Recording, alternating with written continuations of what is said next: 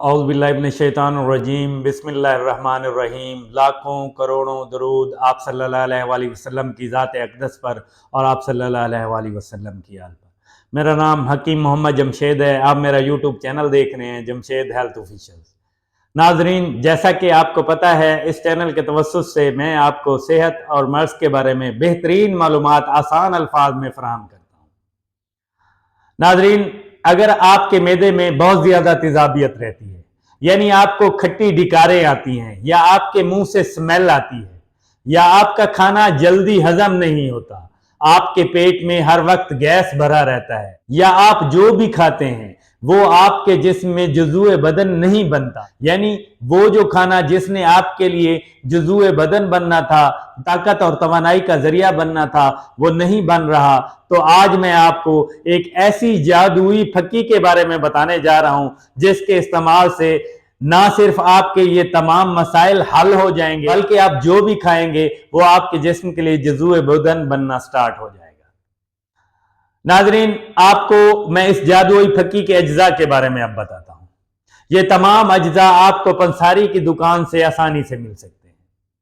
आप इन अज्जा को नोट कर लें। इन अज्जा में जो सबसे पहला है उसको हम सूंठ कहते हैं।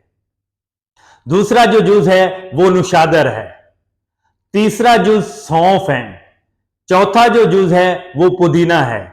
पांचवा जो जुज है काली मिर्चें हैं। छठा जो जुज है आमचूर है। सातवां जो जुज है सना मक्की है। आठवां जो जुज है काला नमक है। इन तमाम अज्जा को आपने हम वजन पंसारी की दुकान से ले लेना। मेरा ये मशूरा है कि आप इसको शुरू में 50-50 ग्राम तमाम अज्जा को लें। जब आप ये पंसारी की दुकान से ले लें तो इनको मिक्स कर लें।